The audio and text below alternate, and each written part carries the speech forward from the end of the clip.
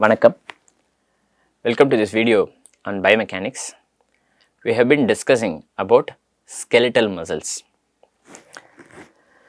In this video, we will be focusing on sarcomere, something that we discussed in one of the previous videos, and the thick and thin filaments, which is myosin and actin respectively, and how the interaction between the thick and thin filaments or myosin and actin produce force, or the sliding of these two filaments with respect to each other contributes to the buildup of force or contraction, tension within the muscle.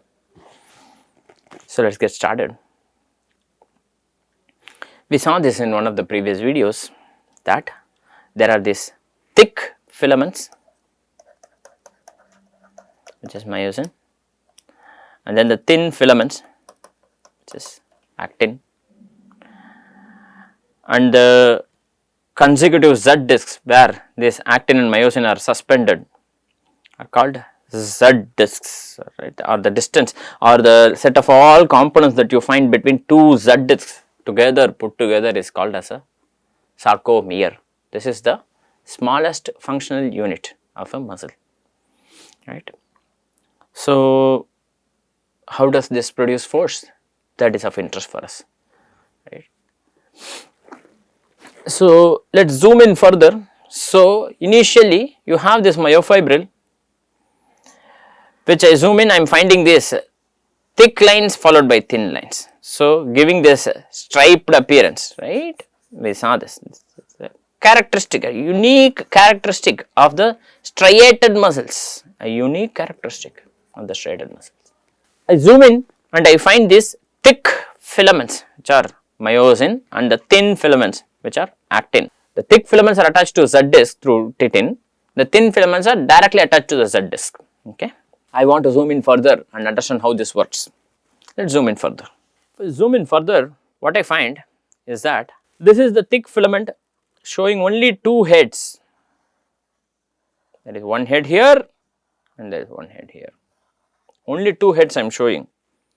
In previous slide, I see there are many heads, 1, 2, 3, 4, 5, 6, hundreds of these.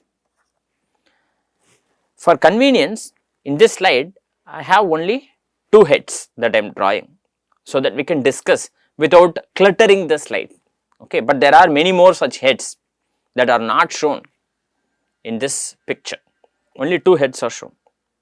So, the thick filament has many of these heads, within which there are these light chain proteins, and the filament itself is the heavy chain protein. Just there are this head that is attached to this long chain called the tail of this protein, myosin, right. The thin filament is not a single filament as it appears. As I zoom in, what I see is that there are many other things that are there in the thin filament. The thin filament is composed of the thin filament itself, which is actin, and this thin filament is surrounded by a thread which is called tropomyosin. So, imagine this pen is the thin filament and this thread is the tropomyosin, okay. It is like this. I have surrounded the thin filament, which is the pen, which is with the thread, which is tropomyosin, and the nature of this tropomyosin is such that it hides at rest, it hides very important points. There are some very important regions within the thin filament actin which have the capability to attach to this head of the thick filament. The head of the thick filament can attach only to specific regions in the thin filament, and these are hidden at rest, these are hidden by the thread that is surrounding like this. So, imagine just below this thread there is the active region, there is the binding site where the thick filament can attach, but it is not visible. Why is it not visible? Because this thread is hiding it, this thread is intentionally hiding it. Wow. Then how is force produced? It turns out that to this thread another protein is attached like this. Let us say another protein is attached at this point. That protein is called troponin. Terminology: the thick filament is called myosin. The thin filament actin is surrounded by this thread like protein called tropomyosin, which has this tendency to hide the binding sites on the thin filament or actin, and on this tropomyosin is troponin, one more protein that is attached. The nature of this troponin is such that when it detects the presence of calcium, whenever there is calcium, it undergoes a conformational change, a structural change that just slightly moves this thread, thus exposing the binding sites, exposing the important crucial regions where this myosin head can attach. The myosin head is always present. The binding site on the actin or the thin filament is also always present, just that it is hidden. It is like this. Now, unless I move this thread away, I have to just slightly move this thread away from the binding site to expose it so that myosin head can attach to the binding site.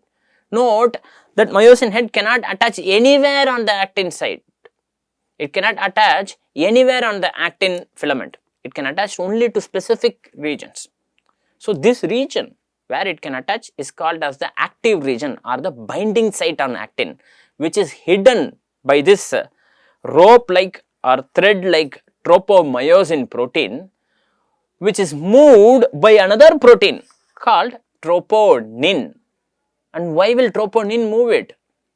When calcium is detected by troponin, it undergoes a structural change or a conformational change, or it goes to one more of its stable states, such that tropomyosin is slightly moved, exposing the actin binding site.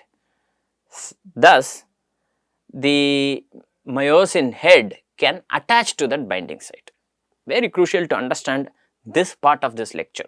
So, myosin head can attach only to the actin binding site, and the actin binding site is hidden by the presence of this tropomyosin or the rope or thread like tropomyosin, which is further attached to troponin, which detects the presence of calcium and then moves the tropomyosin, exposing the actin binding site. Immediately it is possible for the myosin head to attach to the thin filament binding site. Now we understand the special crucial role of calcium. If there was no calcium, then it is impossible for this binding site to ever be exposed. In one of the previous videos, we discussed why calcium spark or the buildup of a huge amount of calcium within the muscle cell is absolutely critical for the production of muscle force. This is where it comes into play.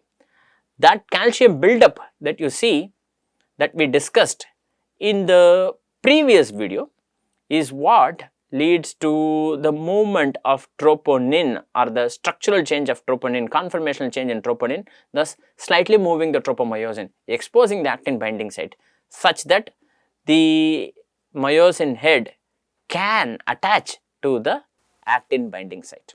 How is this happening? This is believed to be happening through the so-called, is explained by the so-called sliding filament theory, also sometimes called as the cross bridge theory. Why this name, cross bridge? Come to that in a bit. Attributed to Huxley and Huxley. The work of Huxley and Huxley for the first time demonstrated, or it was theorized first by Huxley and Huxley, that this is perhaps how it works. A very popular, perhaps the most dominant view of how muscle force is developed, right? It is a cycle through which this happens. You could start anywhere in this explanation. and stop anywhere, because it is a cycle, it continues through the muscle force production cycle. But we will start with the point at which the myosin head attaches to the actin, not anywhere on the actin binding site. Okay. For this to happen, it turns out that myosin will need energy. Energy that is found as ATP is previously hydrolyzed and converted into ADP plus P. When the third phosphate bond in the adenosine triphosphate is broken, usually that is the high energy bond. Now, that is the high energy bond. When that is broken, energy is released. So, energy is available in the form of ATP, which is hydrolyzed and present as ADP and P, and the third phosphate bond is then broken. When it is broken, ADP is released, energy is also released. That energy is what leads to a conformational change in the myosin. So, myosin is, or the head of the myosin is already attached to the binding site. When that energy is released by the breaking of the third bond, or when it is when ADP is released, energy is also released, leading to a conformational change in myosin such that it pulls the attached actin or the thin filament in a particular direction, in this direction, right. This stage or this step in which the pulling of the thin filament or actin by the head of the thick filament or the myosin head happens is called power stroke, right. This is, of course, this is not just one head that is pulling, right. We have hundreds of these heads, all of which are simultaneously attached, all of which require ATP, all of which take energy and then pull in the same direction. All this force adds up and appears as muscle force, but here we are talking about what happens at the molecular level, right. So, this situation in which one myosin head is attached to a binding site and is pulling the actin filament, because that attachment is so strong and because it is having the energy to pull. Where is the energy coming from? From ATP, of course. Because it is having that energy to pull, it is pulling in that particular direction, that is called as power stroke. That movement is then completed, after which myosin goes into a relatively low energy form. It is still attached to the actin, but it cannot now pull. It has to release itself from the actin and again cock, again attach and again hydrolyze one more ATP and then pull, right. Right now it is present in a relatively low energy form. This low energy form is called as rigor. Now, new ATP binds to the myosin head. Once new ATP is binding to the myosin head, myosin releases itself from the actin binding site, right. Unbinding of myosin and actin happens. Then ATP is then hydrolyzed to ADP plus P. Once ATP is hydrolyzed, it's present into ADP and P. The myosin is ready for the next cycle of attaching to the actin. This situation in which the myosin head is present or the myosin is present in high energy form is called cocking of myosin head, exactly the opposite of rigor. When the myosin is in rigor, it is in a low energy state. Although it is attached to actin, it cannot pull. But when it is in cocking, when it is cocked, it is ready to pull, but it is not yet attached to the actin binding site. And then the binding happens. Binding of myosin to actin happens. Once that happens, by the way, this can happen only when the binding sites are exposed. Remember that. This can happen only when the binding sites are exposed. So that binding happens. Once that binding happens, because ATP has already been hydrolyzed, that ADP is pulled away, that energy from the third phosphate bond is released, leading to a conformational change in which it is pulling this thin filament in a particular direction, right. Power stroke. This cycle repeats itself, is it not?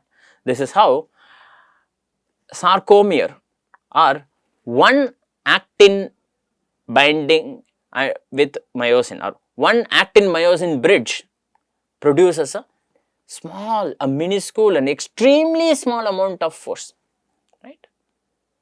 So, the amount of force that we are discussing is sub piconewtons, right. One actin and one myosin, when they attach, the amount of force that is produced is less than 10 power minus 12 newtons. So, very, very small amount of force is produced by this, and this cycle is repeating. Crucial for this to happen, there are two things that are absolutely crucial for this to happen. One, of course, our hero, calcium. You must have calcium for this to happen. Why? In the absence of calcium, the tropomyosin will cover the actin binding site. No matter how much energy is available, myosin cannot attach. Where will you attach? You can only attach, you cannot attach anywhere on the actin. You can only attach to the binding site. In the absence of calcium, tropomyosin will cover the binding sites. You have to expose the binding sites. For you to expose the binding sites, troponin must detect the presence of calcium. Whenever troponin detects the presence of calcium, it will move tropomyosin, thus exposing the actin binding sites. So, calcium is absolutely crucial for this to happen. Second is, of course, you need energy. This is an energy consuming process. Of course, you need ATP. If you do not have ATP, it is not possible to do this. So, you need both of this. You need calcium and you need ATP for the production of force by the muscle. This is how force is produced within one actin myosin bridge, right. Because this bridge is formed between a myosin head and an actin binding site, and it is an across bridge, right, because these two are sliding with respect to each other, and so there are two lines and there is a line that is attaching these two. There is a bridge that is formed between the thin filament and the thick filament, right. So, if you see here, there is a bridge that is formed here through this attachment. This bridge, because it is formed across, it's called as a cross bridge, which is why this whole theory is also called as the cross bridge theory of force production. When this happens in the hundreds of myosin heads and the actin binding site found within a sarcomere, a small amount of force will be produced. That force is also very small, that will be of the order of 10 power minus 12 newtons, an extremely small amount of force. But then in real life we find thousands of newtons of muscle force being produced. For example, as I am standing, the force produced by my muscles that are responsible for posture maintenance will be several hundreds of newtons, may even cross 1000 newtons. So, you are talking about 1000 newton to, or rather you are talking about 10 power minus 12 newton to 1000 newton, or 10 power minus 12 newton to 10 power 3 plus 3 newtons. You are talking about 15 orders of magnitude. Remember, when you are jumping or performing some explosive sports, jumping up and down, sometimes the muscles that are responsible for jumping may even produce 10,000 newtons or very close to that. Depending on the weight, it may be 10,000, pretty close to 8,000-9,000 newtons. You are talking about 15 or 16 orders of magnitude in which force is produced and controlled within the human body. That is a huge scale in which you can operate. Imagine an engineering system in which you could operate across such a large scale. Just imagine this. So, such is the wonder of the human musculoskeletal system. With this, we come to the end of this video. In this video, we continued our discussion on sarcomere. We saw what is a thin filament or actin and a thick filament or myosin, and how cross bridges are formed between these two filaments, or these two filaments slide with respect to each other, producing force. And we saw why calcium and ATP are crucial to this function of muscle force production. Thank you very much for your attention.